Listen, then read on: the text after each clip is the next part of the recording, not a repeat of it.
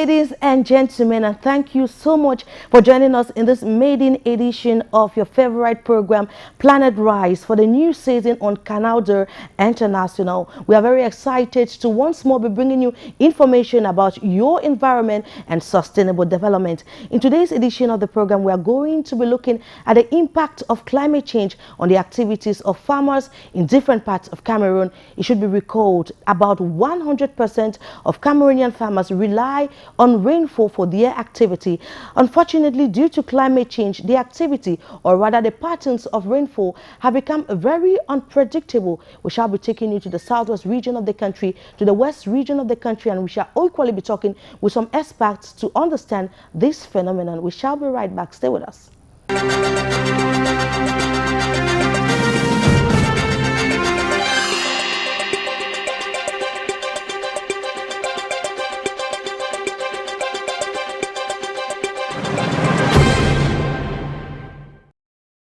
Thank you for staying with us, and I'll invite you to watch this mini documentary where we went to the southwest region of the country, and farmers have been complaining of inadequate supply of the rainfall, which is having a toll on their activity.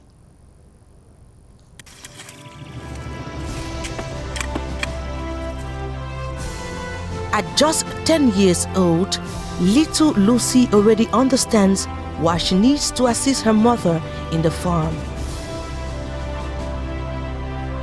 Raised in the 4-year-long armed conflict in Anglophone Cameroon, the need to till the soil has even become more important for Lucy as well as these farmers, as livelihoods have been threatened.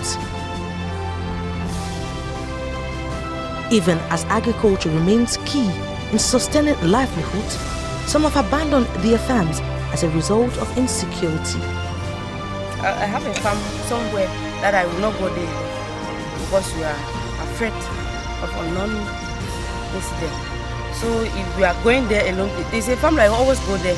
Even without anybody, I go there and come back. So if with this situation that we are in, if I'm always afraid to go there, that my farm there is like, I should not be going as I used to go. And as I'm not going as I used to go, then things I used to get from there, I will not get it. Because if I constantly go there, it will help me, as I was saying, as you move in the farm, you come out with something to go and eat. Some fear their crops may even be stolen by members of the non-state armed group. Instead, we the farmers will drop, because you can cultivate like that. Those guys that they are just coming, they just come one day and collect everything. You don't have like maize. You can plant maize and collect everything fresh, go and sell it. But insecurity is just a part of the sufferings these farmers have to go through. Farmers here in Ombe, a small locality in the Fakol division of the southwest region, are experiencing firsthand the adverse effect of climate change. The unpredictable nature of the weather and uneven rainfall is causing a toll on their activity, as they rely 100% on rainfed agriculture.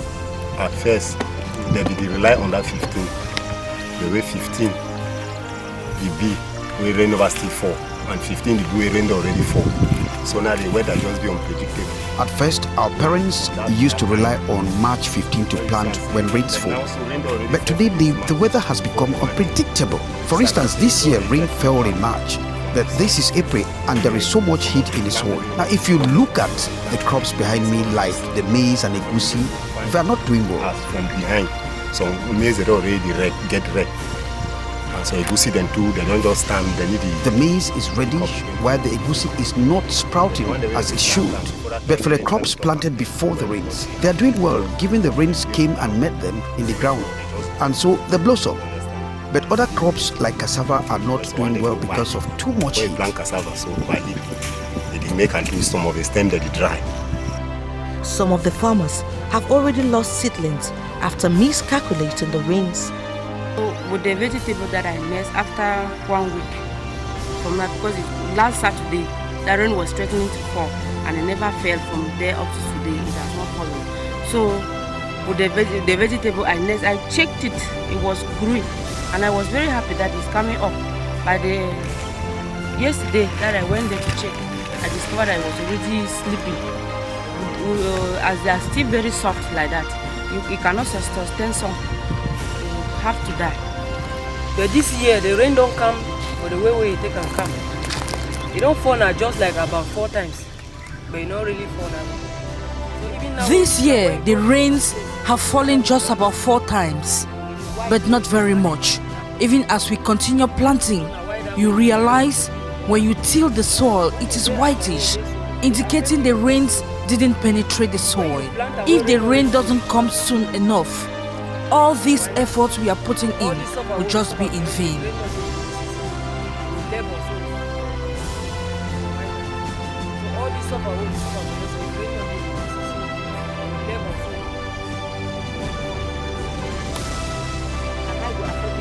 I am a widow and I feed my family from this farm. So with the nature of the rains, we feel bad because we survive on harvest from this farm. For the past 6 years, I lost my husband, only through this family, why they take care for my business. Sometimes the rain falls too much, and this is also bad for the crops. Like now, we know that rain is supposed to be falling so that the things are going well. In around September, July, August, September, it will be heavy rain. So if you plant late, that heavy rain will stop the crops from doing well. Because I discovered last year, I nursed a seed of vegetable to transplant. The heavy rain will stop it from doing well. It falls so much that it get bad. Rotting all in the ground. So I was forced to go back to the market to buy and nurse. By the time I was that one to be getting ready for me to transplant, it was already getting late. More than 70% of Cameroon's 23 million people rely on agriculture for their livelihoods. Agriculture puts food on the table and helps families take care of themselves. When you plant as you are coming to harvest, when you harvest, it will be enough for the family to feed on. And then the much that is behind, you can take it to the market and sell. And you discover that the children are able to dress up. The money you have gotten from the food will be able to help their school, pay their school fees. If something is coming up in need of money, that one can help. Farmers decry that they have little help from local bodies, including the agricultural department and weather stations, on the patterns of rainfall. Not get help because any man is struggling like this. We have no help. Everybody is struggling on their own. When we want to plant, we just estimate between 10 to 15th of March because we hope rains will fall. The moisture from the rains that fell in March is what we are still using to plant. All these have gone a long way to affect the income of the farmers, further deepening poverty. We just look now from God. When we plant, we are just looking up to God. When we plant, we pray God blesses us with the harvest. With a harvest, we can manage with our families. The truth is, we no longer reap as expected, but we have learned to manage with what we have. This situation makes it difficult to assist our families. You can be hoping to harvest, for example, 4 trucks of cassava, but you end up getting just 1 truck. Sometimes you plant cassava and in 6 or 9 months, you discover that the cassava is getting rot because of the unfavorable climate. 6-9 months time, cassava already rotting. The farmers are now calling on the Cameroon government and persons of goodwill to help them supply their farms with water. We can have other means to supply our crops with water. We shall be grateful, so that when there is no rain, the water can help. We would be so happy because truly we need this water. Because truly we really need the water. If there is a running stream, I can use like the Canal, what we call the water pump like as they're using it at the dry season to cultivate tomato and pepper. So I don't have any, and I cannot afford it because it's too costly. If they are helping farmers here, we can have it and cooperate. If we want to cultivate about 5 of us here, we can cultivate at any time. We are dry season to plant maize. it's our own advantage because the soil is good. But we don't have no opportunity to have all those things because of what we are facing now in our country. Agricultural experts have advised farmers to go for drought-resistant seedlings to minimize the possibility of seed loss. But farmers say the seeds are expensive and hard to get. Other means like irrigation or greenhouse technology are equally expensive for these low-income farmers.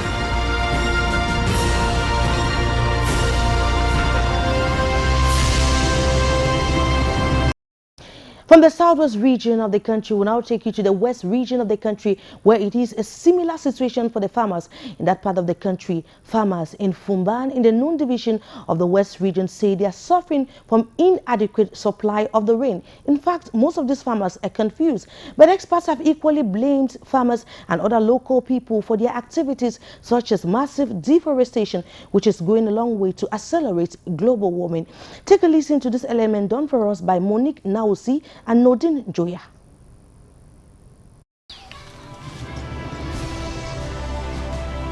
C'est connu de tous, la saison des pluies est celle plus favorable pour développer l'agriculture. C'est le cas dans la ville de Fumban, la cité des arts. Difficile de se déplacer ici en cette période sans apercevoir des paysans en plein travaux champêtres. Également, à notre passage, nous avons pu observer quelques plantes déjà en croissance. Elles n'attendent plus que des engrais, des fientes pour se développer davantage. Cependant, il se pose un problème, celui du changement climatique. L'on assiste de plus en plus à une certaine perturbation de paramètres du temps, le climat. Tenez par exemple le phénomène de poussière, il réapparaît, ce qui n'était plus le cas il y a de cela plus de 3 semaines. Les paysans ne savent plus à quel sens se vouer. C'est le cas d'Abdourahman, un natif de Fumban. Le problème maintenant, c'est ce changement climatique qui devient de plus en plus récurrent. Nous sommes déjà au mois d'avril. Franchement, on ne sait pas si nous sommes en saison pluvieuse ou en saison sèche. La chaleur devient tellement alarmante, même dans l'agriculture. On ne sait pas si cette année, on aura un bon rendement. Parce que pratiquement 3 semaines déjà dans le Nil, il n'y a pas de pluie. En mars, ça se manifestait, fin mars, 4 jours de pluie intense. Mais les gens se sont rendus au champ, ils ont cultivé.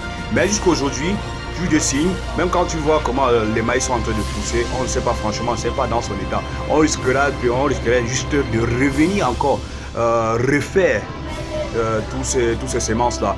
Et finalement, le changement climatique, c'est qui menace un peu de partout, surtout dans notre département où à cette période-ci, les agriculteurs ils sont déjà fiers, mais beaucoup de questions restent à poser, soit la déforestation qui a touché ce secteur-là. Bon, on ne sait pas. Nous implorons et nous attendons peut-être la suite qu'il y aura un changement d'ici peu de temps.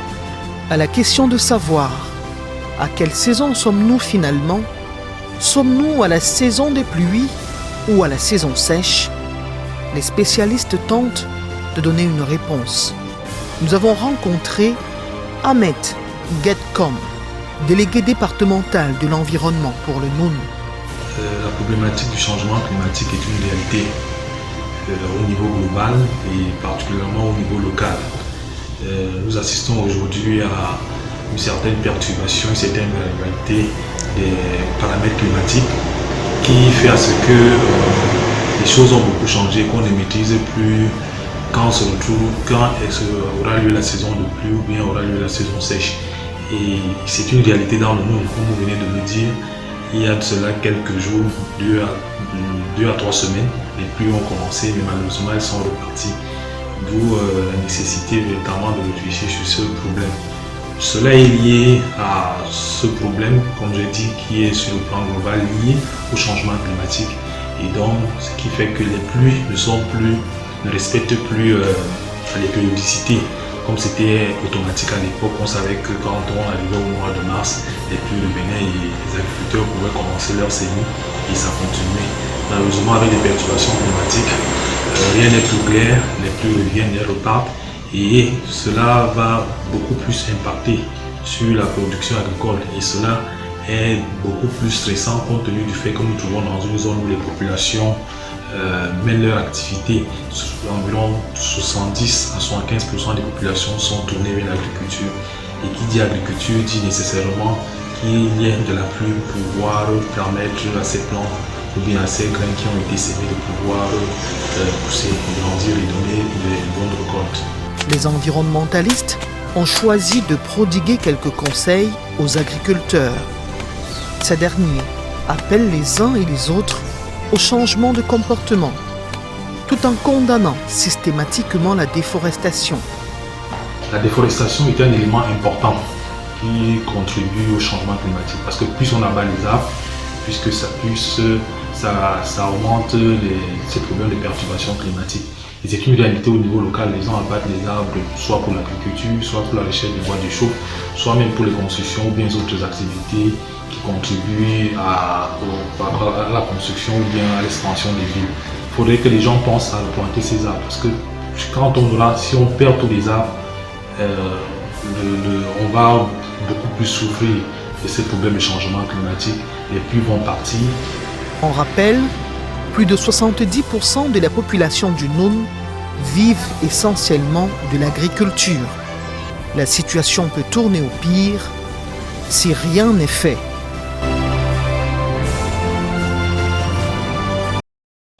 In trying to understand the reasons behind the changing climate and its impact on agriculture, we met with an agricultural engineer who is equally the regional delegate for agriculture and rural development for the Southwest region. He is Mr. Ntapi Jackson. Earlier on, I sat down with him. Take a listen.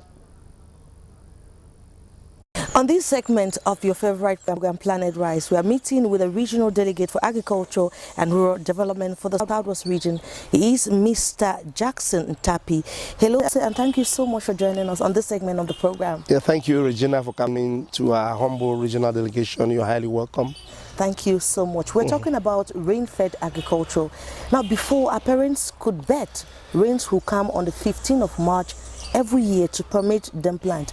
But this has become very difficult this day. Tell us, why is it very difficult today to predict rainfall and the weather in general? Thank you, Madam Regina, for that very pertinent question. That's an issue we are addressing, and we are not relenting our efforts to address in the Southwest region.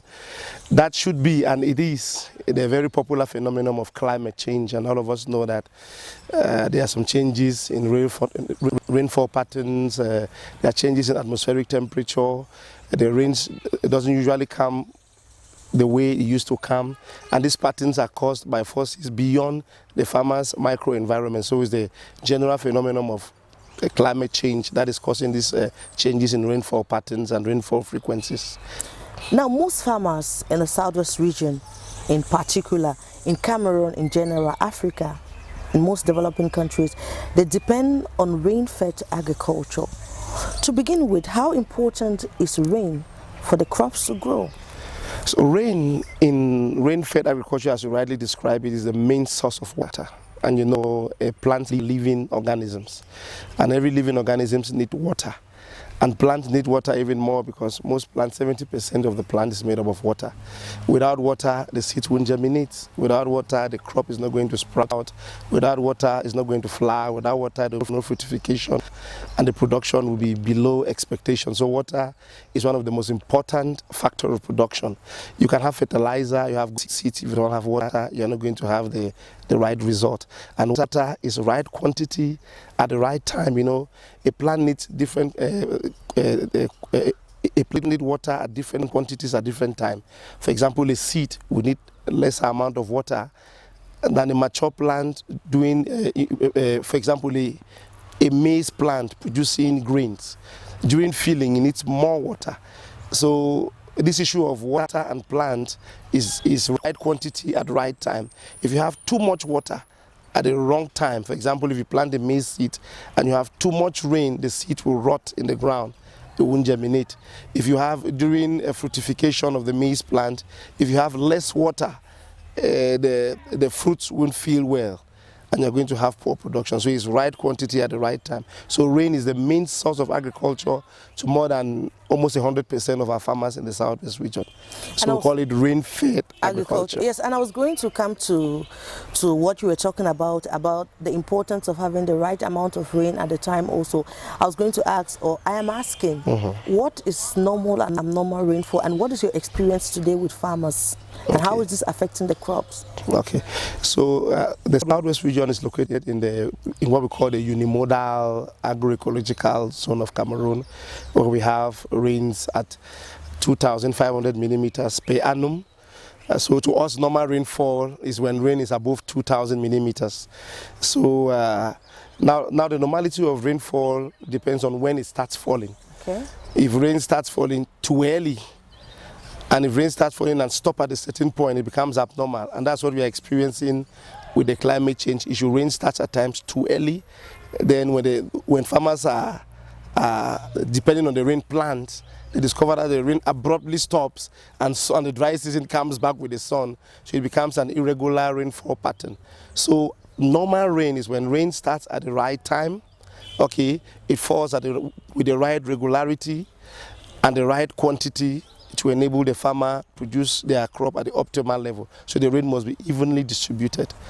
We visited some farmers in Mutengene, still found in the southwest region, which is your area of competence. And most of the farmers were complaining that their crops are not doing well as a result of inadequate rainfall. We are talking about low-income farmers. Some who say they spend their money to buy seedlings and they realize the seedlings have gotten rot as a result of inadequate rainfall. Is this something that is very common that you've noticed with farmers, even here in Boya? Very, very common. It's becoming, at times it used to happen once in 2 or 3 years, but this now is happening every year. For example, rain this year started on the 13th of February. That's really 13th of February, that's the first rain. We had a good rain on the 13th of March. So farmers planted by the 13th of March. Now there is no rain. For almost 2 weeks now, there is no rain. And if you go around our maize crop, our maize farms, you discover what we call the fall armyworm. Without rain, the growth and spreading of insect is facilitated. So rainfall is very important in agriculture. It's a big problem we are facing, and we are trying to adapt and sensitize our farmers on how to adapt to this new challenge that has come to add to the other challenges that farmers are facing. It's a real problem. And that brings me to my question. What is the regional delegation for agriculture and rural development doing to help farmers to be more climate change resilient? Because the phenomenon is already there. How can these farmers adapt? What is your delegation doing to accompany farmers in becoming more resilient? Okay, it's not only our delegation, it's the Ministry of Agriculture as a whole. Okay. If you see, in the Ministry of Agriculture we have 4 programs. One of the programs has been allocated to sustainable development. Sustainable development means developing agriculture in a way that you are responsive to environmental changes, you are responsive to taking care of the environment. And we have discovered that the environment is changing, so our agriculture must change to adapt. So at the national level, we have what they call the National Climate Observatory. So every year they produce the estimate of rainfall patterns for the different agroecological zones. For example, in 2021, they have published the different rainfall patterns for the different anticipated or projected rainfall patterns for the southwest region. So what we do at the regional delegation is we have this information, we sensitize our farmers that this is the expected rainfall patterns for 2021. So if you are planting, you should expect this, you should expect that, so they can better make a decision on when to plant. And the rainfall pattern differs for different microclimates.